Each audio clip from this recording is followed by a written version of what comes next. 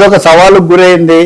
అందుకని నిజంగా రేపు లోక్సభ ఆమోదం అన్నది ఒక తతంగంలాగా ఒక ఘట్టంలాగా పూర్తి అయిన తర్వాత తదుపరి చర్యలు కేంద్రం, రాష్ట్రం, ప్రతిపక్షం, ప్రధాన ప్రతిపక్షం ఏం చేస్తాయనేది మనం చూడాలి. ప్రజలైతే ఆసక్తిగా ఎదురు చూస్తున్నారు. సార్, బీజేపీకి ఒక్క చోటేనా, మోడీకి రివర్స్ అంటే ఈ శాసనసభ ఎన్నికల సర్వేలో మీరు చూస్తున్నారు, పాండిచేరి కలిపితే 5 అనుకోండి. సో అస్సాంలో ఏదో అనేది తప్పితే మిగిలిన ఎక్కడ కూడా కొత్తగా గెయిన్ చేస్తారు అన్నది అయితే కనిపించట్లేదు. బెంగాల్ కూడా మళ్ళీ మమతా వైపే మొగ్గు చూపిస్తున్నారు. అదే చూపిస్తున్నారు.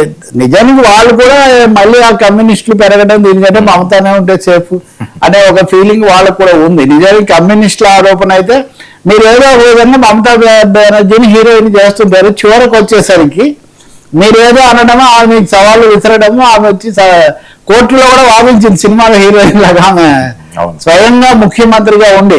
అందుకని మీరే కావాలని ఇప్పుడు తెలంగాణలో వింటుంటాం, కావాలని మీరు లేని సమస్యలు పెద్దవి చేసి మమతా బెనర్జీని ప్రొజెక్ట్ చేయడానికి మీరు ప్రయత్నం చేస్తూ ఉంటారు అనేది వాళ్ళ ఆరోపణ. వాస్తవానికి బెంగాల్లో వామపక్షాలు వాళ్ళు బలహీనంగా ఉన్నారు కూడా. కేరళలో ఇంకోటి, తెలంగాణలో మనం చూస్తుంటాం కదా, మీరు అంటే వాళ్ళతో కలిసారంటే వీళ్ళతో కలిసారని.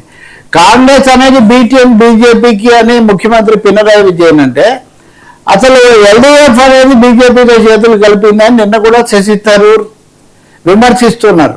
కానీ ఏదేమైనా బీటీఎం. అందుకే మోదీ నిన్న ఎన్నికల ప్రచారానికి వెళ్ళినప్పుడు కేరళకు, మేము వాళ్ళకి బీటీఎం కాదు వీళ్ళకి బీటీఎం కాదు, మేము ఏ టీం కేరళలో అంటున్నారు. ఆయన అంటున్నారు కానీ కేరళలో ఏమీ అవకాశం లేదు. సో అస్సాంలో మనకి ఈ అంశం ఉంది. అస్సాంలో, బెంగాల్లో ప్రధానమంత్రి ప్రచారంలో కూడా చొరబాటుదారుల సమస్య భారతదేశం యొక్క జీవన మరణ సమస్యలాగా తయారైంది. ఈ మొత్తాన్ని మనం ఏర్వేయాలనే పద్ధతిలో ఆయన మాట్లాడి వచ్చారు. ఎన్నికల తీర్పు దాంట్లో ఎట్లా ఉంటుంది, ఈ రౌండ్ ఆఫ్ అసెంబ్లీ రౌండ్లో NDA will cut a sorry figure. NDA BJP దెబ్బతింటాయి.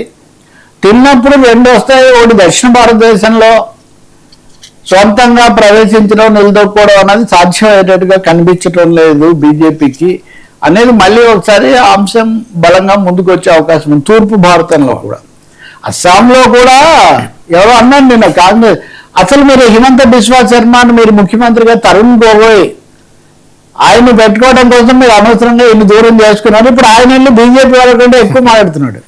కాబట్టి అస్సాంలో కూడా ఒక విధంగా కాంగ్రెస్ పార్టీ యొక్క వైఫల్యం వల్ల, వాళ్ళ అంతర్గత కలహాల వల్ల బీజేపీ పెరిగింది అనేది స్పష్టంగా ఉంది.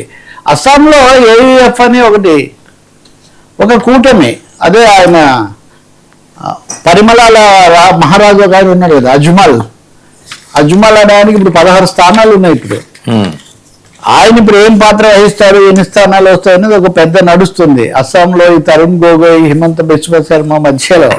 సో ఆయన కూడా అంటున్నాడు కాంగ్రెస్ పార్టీయే కోరి బీజేపీకి అస్సాంలో నిలబడే అవకాశం ఇచ్చింది అని. ఎన్ని స్థానాలు వస్తాయి, పోటాపోటీ ఎలా ఉంటుంది, రెండోది ఈ మతపరమైన వివాదాలు, విదేశీ వివాదాలు ఎలా వస్తాయనేది మనం చూడాలి. తమిళనాడు పరిస్థితి ఏంటి సార్? విజయ్ ఎఫెక్ట్ ఏం పెద్దగా, అంటే విజయ్ ఎఫెక్ట్ పెద్దగా ఏమి ఉండబోతున్నట్టుగా అదేం కనిపించట్లేదు. 2 చోట్ల కూడా పోటీ చేస్తున్నాడు కదా ఆయన. రెండోది అంత భయపడిపోయి అన్నాడీఎంకే సీట్లు ఇచ్చిన పరిస్థితి కూడా ఏం లేదు. అన్నాడీఎంకే బీజేపీకి 27-28 సీట్లు తప్ప వాళ్ళకేమి మీద ఆధారపడ్డాం అన్నది రాలేదు. శశికళ వచ్చి ఆమె ఏదో పార్టీ పెట్టి ఆమె చీలుస్తూ ఉంటుంది. సో విజయ్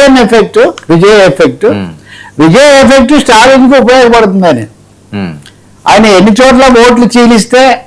ఇప్పుడు అదే కేరళలో బీజేపీ ఎన్డీఏ ఎఫెక్ట్ ఎల్డీఎఫ్ కు ఉపయోగపడుతుంది. ఎల్డీఎఫ్ ఎదురేక ఓట్లన్నీ కూడా యూడీఎఫ్కి వెళ్ళిపోతే అది ఎల్డీఎఫ్కు పోటాపోటీ ఉంటుంది కదా అక్కడ వాతావరణం. కాబట్టి కేరళలో బీజేపీ కానీ, ఇక్కడ తమిళనాడులో విజయ్ ఎఫెక్ట్ కానీ పరోక్షంగా అక్కడ ఉన్నటువంటి వామపక్షం, అక్కడేమో ఎల్డీఎఫ్, ఇక్కడేమో డిఎంకే కూటమి, వీటికి ఉపయోగపడతాయనేదే అంచనా వేస్తున్నారు.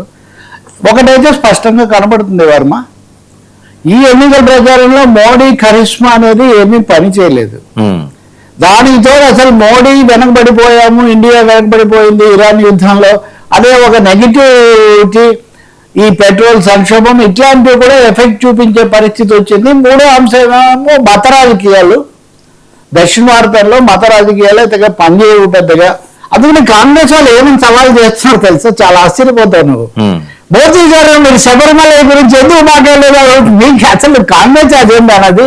రఘురామ కృష్ణరాజు గారు కదా ఇక్కడ రామ మందిరం కడతా అని ఆయన ఆకివీడులో, అందులో విశ్వ హిందూ పరిషత్ వాళ్ళు ఉంటారంట, ఆర్ఎస్ఎస్ వాళ్ళు ఉంటారంట. అంటే ఆయన తెలుగుదేశం పార్టీయా లేకపోతే బీజేపీలో అనధికార బీజేపీ లాగా మారిపోయారా? నాకైతే అంటే మా సందర్భం వచ్చింది కూడా చెప్తారు, ఏదో పవన్ కళ్యాణ్తో పోటీ పడుతున్నట్టుగా కనిపిస్తుంది. ఆయన సనాతన ధర్మము అనే దాంట్లో ఆయన కాదు నేను అని విహెచ్పి, ఇంతవరకు ఏ తెలుగుదేశం నాయకుడు విశ్వ హిందూ పరిషత్తోనూ ఆర్ఎస్ఎస్తోనూ సంబంధాలన్న విషయాలు మాట్లాడాలి రాజకీయంగా మటుకు. కానీ ఇక్కడ చాలా విచిత్రమైన పరిస్థితి. సో సౌత్ ఇండియాలో తమిళనాడులో కూడా అదే జరిగింది. వాళ్ళ ఎజెండా అనేది అక్కడ సూటిగా ఉదయనిధి స్టాలిన్ మాట్లాడిన రోజు నుంచి అక్కడ సూటిగా మత రాజకీయాలు వర్సెస్ ఇది. కేరళలో కూడా ఇప్పుడు తిరుమల తిరుపతిలో పనిచేసిన మంత్రం శబరిమల మంత్రం ఎందుకు పనిచేయలేదు? ఏ విధంగా చూసినా తిరుపతి తర్వాత దేశంలో చాలా ప్రసిద్ధంగా బాగా తొందరగా వ్యాప్తి చెందింది శబరిమల. అక్కడ మళ్ళీ అక్కడ బంగారం పోయిందన్నారు, అక్కడ ప్రసాదం నెయ్యి కలిపి అన్నారు. ఇవే ఆరోపణలు అక్కడ కూడా సుప్రీంకోర్టు కూడా వెళ్ళింది, జరగలేదు. కాబట్టి అది మోడీ 3-0 ఖచ్చితంగా ఈ 3 రాష్ట్రాలు దెబ్బతిన్న తర్వాత కొంత వెనకబట్టు పడుతుంది అని నిన్న నేను ఎవరో బీజేపీ ఆర్ఎస్ఎస్ హెడ్ క్వార్టర్లో ఉన్న వాళ్ళతో మాట్లాడితే వాళ్ళు కూడా అన్నారు, వీఆర్ ప్రిపేర్డ్, ఈ రౌండ్ మాది కాదు, ఈ రౌండ్లో మేము కొంచెం ఎదురు దెబ్బ తినడానికి సిద్ధంగా ఉన్నామన్నారు. దానికి తగినట్టే మీరు కూడా చేసినట్టుగా సర్వేలన్నీ కూడా అదే చెప్తున్నాయి సార్. ఇక్కడ ఒక్కటే కేరళలో మాత్రం రెండోసారి గెలిచే అవకాశం లేని చోట రెండోసారి విజయాన్ని గెలిచారు, మూడోసారి కూడా గెలిచే అవకాశం కనిపిస్తుంది పోటాపోటీలో. అదే కనుక జరిగితే భారత రాజకీయాల్లో వామపక్షాలు తమ స్థానాన్ని అలా నిలబెట్టుకుంటాయి. చాలా మంది అంటున్నారు కదా last left basin of left అని, చివరి కోట కాపాడుకోవచ్చు. నేను అన్నా చివరి కోట కాదు మొదటి కోట, ఎందుకంటే ఏం మిశ్రమపతి వాళ్ళు మొదట అక్కడే కదా గెలిచారు. సో అది చూడాలి, చాలా ఆసక్తికరమైన పోటాపోటీ సార్. 4P విప్లవమా పీపీపీలకు ముసుగా? సరే 3P 4P ఇదేంటో ఇప్పుడు నిన్న చంద్రబాబు నాయుడు గారు ఇల్లు కేటాయించారు. అది కూడా ఎప్పటి నుంచో అనుకుంటా ఇల్లు ఆ ప్రభుత్వాలు మరి ఇవి అయితే మళ్ళీ ఇక్కడ క్రెడిట్ చోర్ మేము కడితే మీరు అని జగన్మోహన్ రెడ్డి మరి మీరే ఇచ్చి ఉండొచ్చు కదా. ఇప్పుడు తెలంగాణలో కూడా అదే గొడవ, మేము కడితే మీరే ఇవ్వాలి, మీరు ఇవ్వలేదు కదా. వాన కురిస్తే వాంక తెల్లాలని మీ హయాంలో మీరు కట్టి పూర్తి చేస్తే మీరు ఇవ్వాలి. అది కాకుండా మా క్రెడిట్ చోరు అని వృధా. దాంట్లో పాటు నిన్న చంద్రబాబు నాయుడు పీపీపీ 4P